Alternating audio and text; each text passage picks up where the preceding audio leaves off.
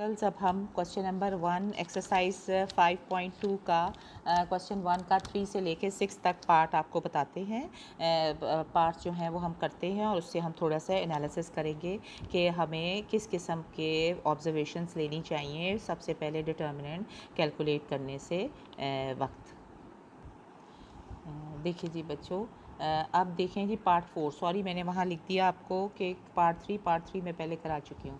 ठीक है। अच्छा, क्वेश्चन 1 का पार्ट 4 अगर हम देखें तो वो क्या दिया हुआ है। वो दिया हुआ है जनाब, पहला कॉलम जो है वो इज़ इक्वल टू 0 ही दिया हुआ है। आपने एक्स की वैल्यू मालूम करनी। ठीक है। तो पहला कॉलम जो है वो 1 1 1 पे मबनी है। दूसरे में कुछ सब एलिमेंट्स 2 हैं except for this element 1 plus x. Similarly third column में देखें, ये आप ऑब्जर्व करते हैं जिस वक्त आपको डिटर्मिनेंट कैलकुलेट करना पड़े तो छोटी छोटी ऑब्जर्वेशंस ले लें तो आपके लिए इजी हो जाता है। एक तो कैलकुलेशंस भी एल्गोरिदम के ज़रिए, एक तो अपने हल करना होता है। जब भी इसको बड़ा लंबा डिटर्मिनेंट हो, खोलना हो, तो फिर हम इसको क्या कर सकते हैं, थोड़ी सी ऑब्जर्वेशंस, थोड़े से थ्योरम्स लेके हम अपने काम को ईजी बना सकते हैं, या एटलीस्ट हिंट्स वगैरह के ज़रिए हम कुछ ना कुछ अपनी कैलकुलेशन कर सकते हैं। यहाँ डिटर्मिनेंट जो दिया हुआ है वो 3 कॉलम्स के ऊपर मबनी है, 5 कॉलम्स के में मबनी है और 5 रोज़, यानी इसके स्क्वायर मैट्रिक्स का डिटर्मिनेंट है। अच्छा जी, फर्स्ट कॉलम जो है उसमें सारे एलिमेंट सेम है, दूसरे कॉलम में सारे एलिमेंट सेम है, तीसरे कॉलम में सारे एक्सेप्ट कोई एक जो एलिमेंट है उसमें x की वैल्यू है। यानी कि अगर मैं x की वैल्यू को 2 से रिप्लेस करूं, सॉरी 1 से रिप्लेस करूं, तो मेरा पहला कॉलम जो है वो सारे 2s में बदल जाएंगे, 3s में बदल जाएंगे, 4s में बदल जाए, इस तरह करके ये 3 4 में बदल जाएंगे अगर मैं x की वैल्यू 1 2 3 4 रखूँ। ठीक है। तो इसका मतलब है कि इस तरह करने से क्या होगा कि मेरे पास पहली रो दूसरी रो बराबर हो जाएगी, दूसरी पहली रो तीसरी रो बराबर हो जाएगी, चौथी रो इस तरह। तो हम कह सकेंगे कि इनके जो फैक्टर्स हैं इसके अंदर जो पाए जाएंगे डिटर्मिनेंट में, हमने एनालिसिस अपना किया तो हमने मालूम किया कि इसमें एक फैक्टर जो x-1 पाया जाएगा, 2 पाया जाएगा, x-3 x-4 पाया जाएगा। ठीक है, ये हमने ऑब्ज़र्व पहले ही कर लिया। उसके बाद हमें अंदाज़ा हो गया कि हमारे डिटर्मिनेंट में क्या क्या वैल्यू पॉसिबल हो सकती हैं। अगर हमें ऑब्जेक्टिवली भी हमें निकालना हो, देखना पड़े कि भाई x की कौन कौन सी वैल्यूज़ हैं जिनके लिए डिटर्मिनेंट 0 होता है, तो हम हिंट के तौर पे ये देख सकते हैं कि x इज़ इक्वल टू 1 हो सकती है, x is equal to 2, x is equal to 3, x is equal to 4 हो सकती है। देखो हमने अपने एनालिसिस से कितने आराम से हम बहुत सारे अपने प्रॉब्लम्स को भी सॉल्व कर सकते हैं। नाउ ये हमने नोट डाउन किया। उसके बाद हमने इसके लिए एल्गोरिदम की मदद से इसको मैंने खोलने की कोशिश की ताकि मैं x की वैल्यू निकाल सकूं। तो मैंने जब किया कि रो 2 में से रो 1 को माइनस किया, इसी तरह रो 3 में से किया, रो 4 में से किया, रो 5 में से किया, तो मेरे पास देखो ये चीज़ें आ जाती हैं। अब फिर मैं ऑब्जर्वेशन अपनी साथ लूँ, मुझे ये भी पता था कि इसके अंदर ये फैक्टर्स पाए जाएंगे दूसरे। फिर मैं ऑब्जर्वेशन देखी तो मैंने कहा ये लोअर अपर डायगोनल मैट्रिक्स है, अपर ट्रायंगुलर मैट्रिक्स है। और आपको बताया गया था कि आपको ये भी ऑब्जर्वेशन आप पहले भी ले चुके हैं और आपको अभी भी लेना चाहते हैं तो इतने लंबे के साथ आप ले भी सकते हैं, डायरेक्ट आप कैलकुलेट कर सकते हैं। ठीक है, मगर यहाँ देखें तो ये लोअर ट्रायंगुलर मैट्रिक्स है, तो मैट्रिक्स या उसका डिटर्मिनेंट हम निकाल रहे हैं। तो हमारे पास क्या, हमें क्या कहता है कि जो भी मैट्रिक्स जो है वो लोअर हो या अपर ट्रायंगुलर हो, यानी सिर्फ अपर ट्रायंगुलर में इसके पास एलिमेंट्स पाए जा रहे हैं और लोअर में सारे ज़ीरो हैं, तो फिर इसका डिटर्मिनेंट क्या होता है, सिर्फ डायगोनल के एलिमेंट्स को मल्टीप्लाई कर दें। देखो हमारी वो लंबी सी कैलकुलेशन भी ख़त्म हो गई और हमारी ऑब्जर्वेशंस भी हमारे पास आ गई। ठीक है, तो हमारे पास मैंने डायरेक्ट अब लिख दिया कि चूँकि ये मेरे पास डायगोनल मैट्रिक्स का अपर डायगोनल मैट्रिक्स का ट्रायंगुलर मैट्रिक्स का वो आ गया है डिटर्मिनेंट, देयरफॉर मैं इससे एनालिसिस कर सकती हूँ कि इसके जो ये सारे डायगोनल के ऊपर एलिमेंट्स पाए जाते हैं इन सब का प्रोडक्ट जो है वो 0 होगा असल में। तो इसकी मदद से मैंने फ़ौरन निकाल लिया x इज़ इक्वल टू 1 2 3 4। देखो अब इतना लंबा सा डिटर्मिनेंट था जिसको कैलकुलेट करके आपने x की वैल्यू निकालनी थी। आपके लिए आपकी ऑब्जर्वेशंस, आपके थ्योरम्स, मुख्तलिफ रिजल्ट्स ने आपका काम आसान कर दिया। ठीक हो गया। तो अच्छा गर्ल्स, आप देखें जनाब, हम कर रहे हैं क्वेश्चन 1 का पार्ट 5। ठीक हो गया, पार्ट 5। अब देखो, अब फिर वही ऑब्जर्वेशंस अपनी लें आप लोग अगर, तो ये जो डिटर्मिनेंट दिया हुआ है देखें। ठीक है, तो ये 5 क्रॉस 5 का है, इसको आपको कैलकुलेट करना करके इसको हमने 0 पुट करना है ताकि हम x की वैल्यू निकाल सके। यही हमारा सवाल था। अब फिर हमने ऑब्जर्वेशन ली, हमने देखा कि अगर फर्स्ट रो में और मतलब इस पूरे में अगर हम x के बजाय एक्स के बजाय हम ए डाल देते हैं तो देखो फर्स्ट और सेकंड रो सेम हो जाती हैं, दैट मीन्स एक फैक्टर एक्स माइनस ए हो गया।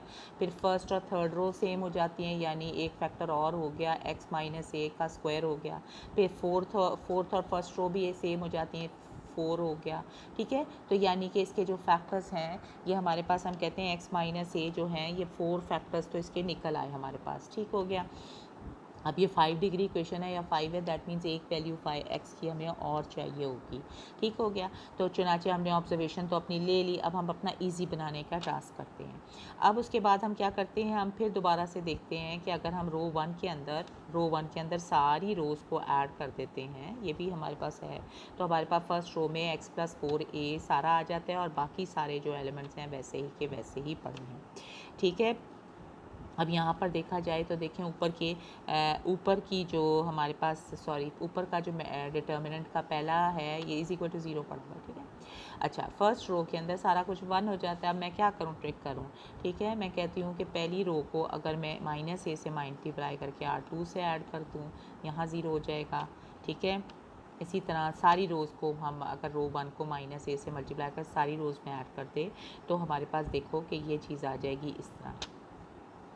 Again we get the upper triangular matrix. तो फिर क्या है, ये देखो जी, एग्जैक्ट आया, एक फैक्टर हमारे पास ये आ गया। सो इजी, समझ आ गई।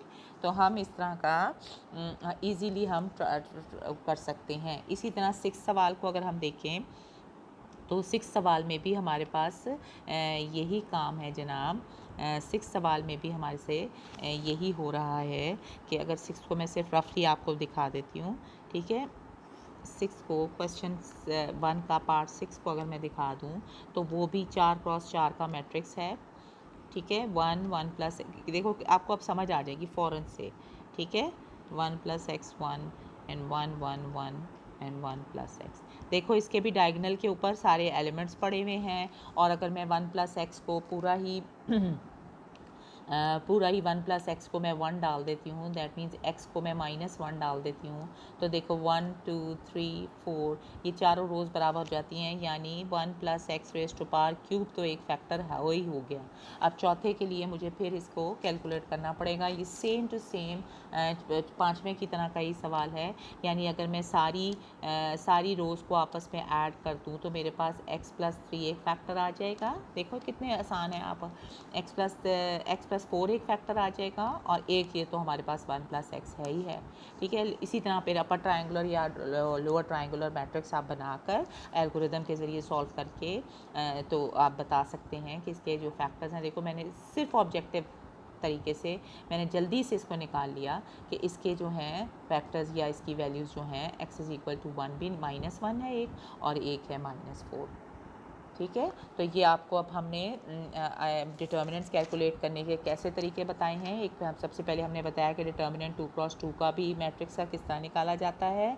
उसके बाद हमने कोफैक्टर मेथड इजाद किया, वो भी एक लंबा सा प्रोसेस था, उसको भी हम मुख्तलिफ स्टेप्स में लेकर आए। कोफैक्टर मेथड था, तो कोफैक्टर मेथड से आप 3x3 का आपने निकाला, एक मेथड हो गया। लेकिन जहाँ बड़े बड़े हो गए 4x4 5x5, यानी जो स्क्वायर मैट्रिसेस थे उनको सॉल्व करने के लिए, उनके डिटर्मिनेंट्स निकालने के लिए ये एक कम्बरसम प्रोसेसेस थे। तो फिर हम थोड़ा सा अपनी ऑब्जर्वेशंस को लेते हैं, कुछ एनालिसिस करते हैं डिटर्मिनेंट निकालने का, एल्गोरिदम के थ्रू ही सॉल्व करते हैं। एल्गोरिदम क्या होता है, हम क्या करते हैं, हम डिटर्मिनेंट को रो कॉलम ऑपरेशंस करके किसी एक रो या किसी एक कॉलम में एक एलिमेंट को 1 कर लेते हैं रो कॉलम ऑपरेशंस के ज़रिए, बाकी को 0 करके फिर उस रो या उस कॉलम के ज़रिए हम डेफिनेशन ऑफ डिटर्मिनेंट निकाल के खोलते जाते हैं, और डिटर्मिनेंट छोटा होता जाता है और हम इस तरह इसको कैलकुलेट कर लेते हैं।